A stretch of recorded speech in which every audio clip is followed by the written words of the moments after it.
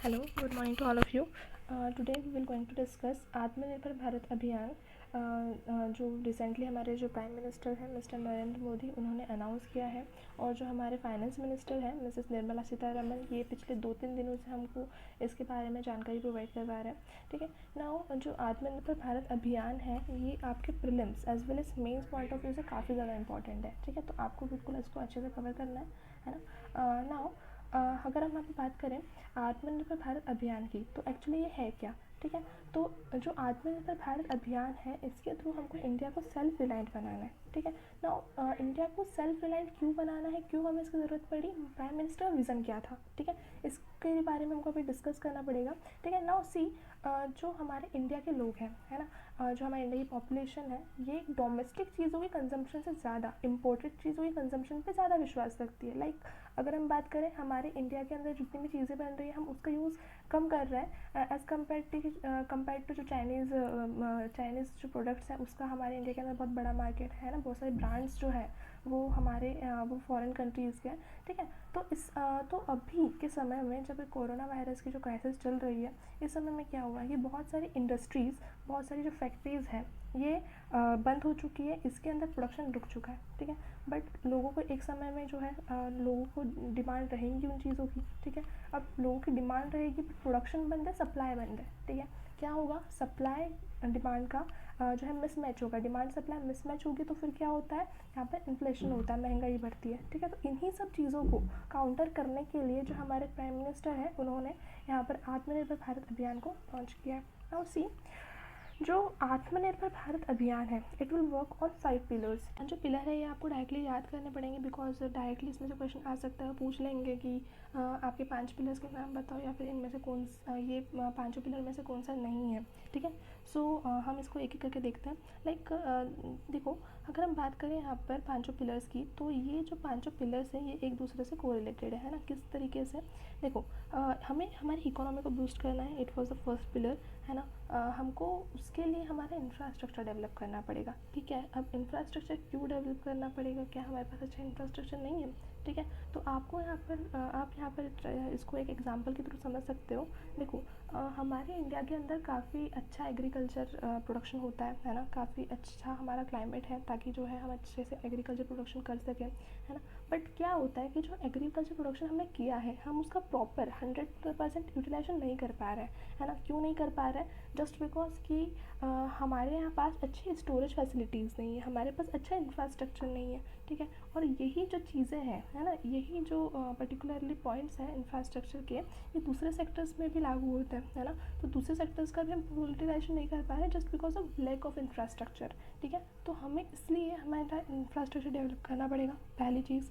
ठीक है, economy boost करना है, इंफ्रास्ट्रक्चर डेवलप करेंगे। ठीक है, सिस्टम डेवलप करेंगे, एक प्रॉपर सिस्टमेटिक मैनर में काम हो, है ना। नेक्स्ट अगर हम बात करें वाइब्रेंट डेमोग्राफी, ये काफ़ी इंपॉर्टेंट पॉइंट है। ठीक है, हम यहाँ पर यहाँ पर एक टर्म देखते हैं लाइक ह्यूमन कैपिटल फॉर्मेशन। ये क्या होता है, तो ह्यूमन कैपिटल फॉर्मेशन होता है मतलब हमें ह्यूमन को एज अ कैपिटल के फॉर्म में यूज़ करना है ना। कैपिटल क्या है, कैपिटल मतलब होता है असेट्स, हमारी संपत्ति, है ना। हम ह्यूमन को एज अ संपत्ति एसेट के फॉर्म में कैसे यूज़ कर सकते हैं, तो हम उनको प्रॉपर स्किल्स, उनको ट्रेनिंग, उनको हेल्थ फैसिलिटीज़ अगर देंगे तो वो जो है हम उनका प्रॉपर यूटिलाइजेशन कर पाएंगे, है ना। उनका जो है हम उनको असेट के फॉर्म में यूज़ कर पाएंगे। ठीक है, हाँ, बट अभी हमारे इंडिया के अंदर क्या हो रहा है कि जो है बहुत बड़ी जो पॉपुलेशन है हमारी ये अनएम्प्लॉयड है। ठीक है, उनके पास एम्प्लॉयमेंट नहीं है, तो हमको क्या करना है कि उनको एम्प्लॉयमेंट प्रोवाइड करनी है। उनको किस तरीके से एम्प्लॉयमेंट प्रोवाइड की जाएगी,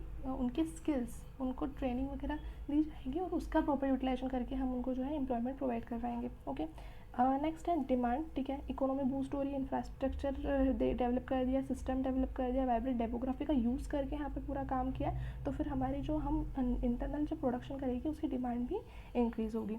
ठीक है, सो ये जो है आपके 5 पिलर हैं जो एक दूसरे से कोरिलेटेड। एक बार वापस देख लेते हैं, economy, infrastructure, system, vibrant demography और डिमांड। इकोनॉमी को बूस्ट करना है बाय यूजिंग इंफ्रास्ट्रक्चर, है ना, प्रॉपर सिस्टमेटिक मैनर में। कौन काम करेगा, डेमोग्राफी काम करेगी, पॉपुलेशन काम करेगी और हमारी डिमांड इंक्रीज़ होगी।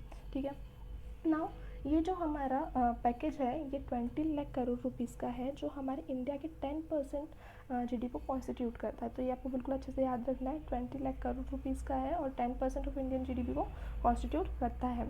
ठीक है, ये जो वेरियस सेक्शन है, पर्टिकुलर जो पैकेज है, ये वेरियस सेक्शन जो है हमारे इकोनॉमी के, लाइक इंडस्ट्रीज़ है ना, MSMEs, labourers, middle class, industries और जो दूसरे सेक्टर्स हैं उन सबको यहाँ पर इफ़ेक्ट करेगा, उन सबको यहाँ पर स्टिमुलेट करेगा, उनको यहाँ पर बढ़ावा देगा।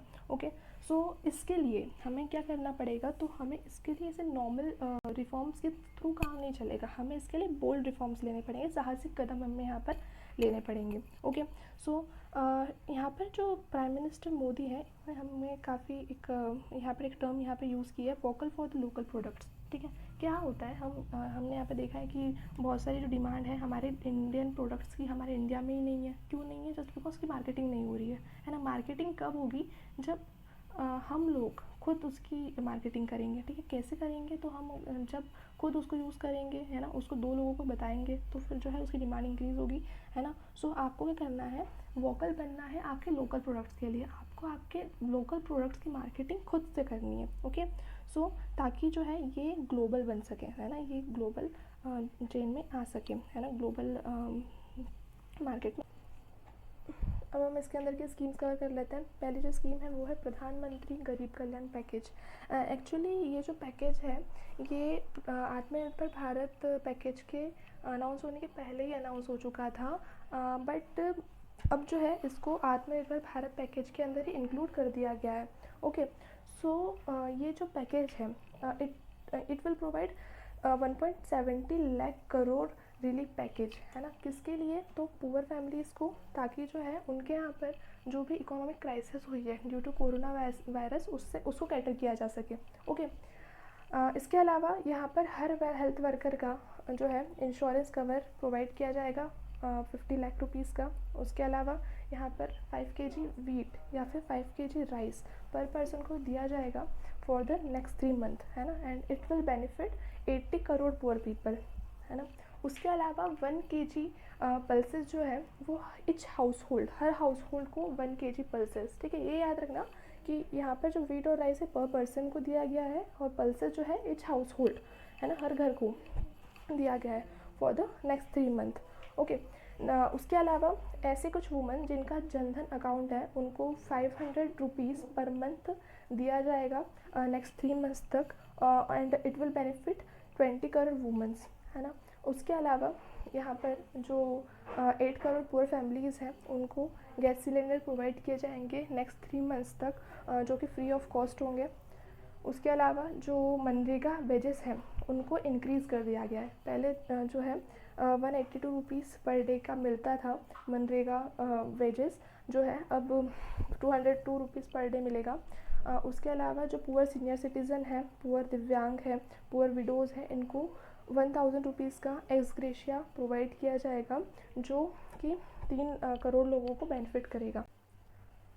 इसके अलावा ऐसे कुछ फार्मर्स जो प्रधानमंत्री किसान सम्मान निधि के अंतर्गत इनरोल्ड हैं उनको फ्रंट लोडेड 2000 रुपीज़ प्रोवाइड करवाया जाएंगे। फ्रंट लोडेड मतलब होता है यहाँ पर कि एडवांस में इनको 2000 रुपीज़ प्रोवाइड करवाए जाएंगे और and it will benefit 8.7 crore families. Okay, इसके अलावा ऐसे कुछ वर्कर्स जो बिल्डिंग या फिर कंस्ट्रक्शन एक्टिविटीज़ में इन्वॉल्व होते हैं उनके लिए यहाँ पर building and construction worker welfare fund बनाया गया है जो उनको बेनिफिट करेगा। इसके अलावा ऐसे कुछ लोग जिनकी सैलरी मंथली 15,000 रुपीज़ से कम है या फिर वो ऐसे बिजनेसेस में इन्वॉल्व है जिसके अंदर 100 से कम वर्कर्स वर्क करते हो, तो उनको 24% मंथली वेजेस क्रेडिट किए जाएंगे उनके PF अकाउंट के अंदर। ओके, इसके अलावा ऐसे जो लोग हैं जो EPF एम्प्लॉय प्रोविडेंट फंड में रजिस्टर्ड हैं इनको 75% का नॉन रिफंडेबल एडवांस दिया जाएगा। ओके, इसके अलावा जो वुमेन सेल्फ हेल्प ग्रुप है